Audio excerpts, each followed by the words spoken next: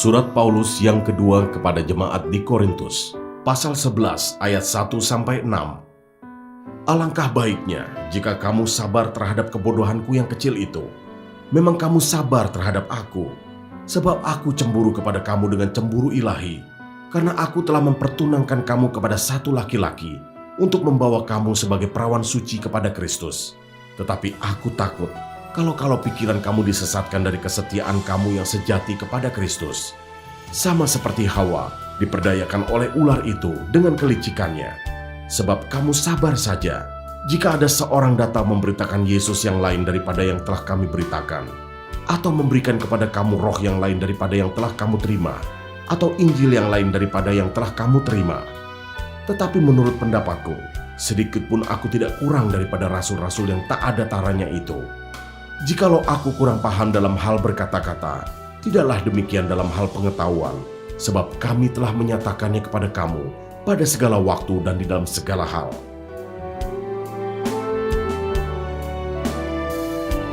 Ayat 7-33, Paulus tidak mementingkan diri.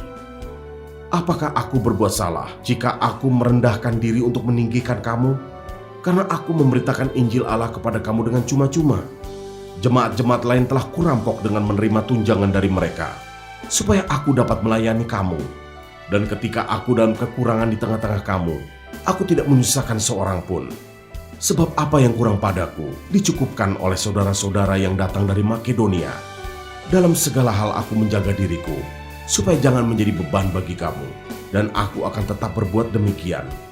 Demi kebenaran Kristus di dalam diriku, aku tegaskan bahwa kemegahanku itu tidak akan dirintangi oleh siapapun di daerah-daerah Akaya. Mengapa tidak? Apakah karena aku tidak mengasihi kamu? Allah mengetahuinya. Tetapi apa yang kulakukan, akan tetap kulakukan untuk mencegah mereka yang mencari kesempatan guna menyatakan bahwa mereka sama dengan kami dalam hal yang dapat dimegahkan.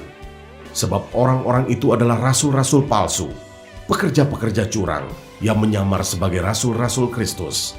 Hal itu tidak usah mengherankan, sebab iblis pun menyamar sebagai malaikat terang. Jadi bukanlah suatu hal yang ganjil jika pelayan-pelayannya menyamar sebagai pelayan-pelayan kebenaran.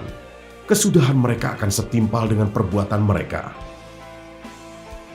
Kuulangi lagi, jangan hendaknya ada orang yang menganggap aku bodoh.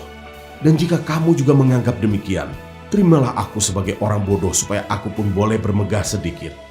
Apa yang aku katakan, aku mengatakannya bukan sebagai seorang yang berkata menurut firman Tuhan, melainkan sebagai seorang bodoh yang berkeyakinan bahwa ia boleh bermegah. Karena banyak orang yang bermegah secara duniawi, aku mau bermegah juga, sebab kamu suka sabar terhadap orang bodoh, karena kamu begitu bijaksana, karena kamu sabar jika orang memperhambakan kamu, jika orang menghisap kamu, jika orang menguasai kamu, jika orang berlaku angkuh terhadap kamu, jika orang menampar kamu. Dengan sangat malu aku harus mengakui bahwa dalam hal semacam itu kami terlalu lemah.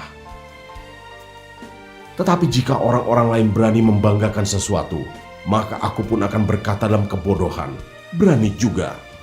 Apakah mereka orang Ibrani? Aku juga orang Ibrani. Apakah mereka orang Israel? Aku juga orang Israel.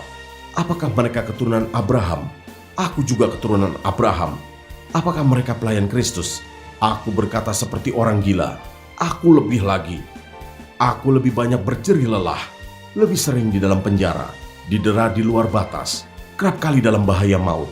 5 kali aku disesah orang Yahudi, setiap kali 40 kurang 1 pukulan. 3 kali aku didera, 1 kali aku dilempari dengan batu, 3 kali mengalami karam kapal.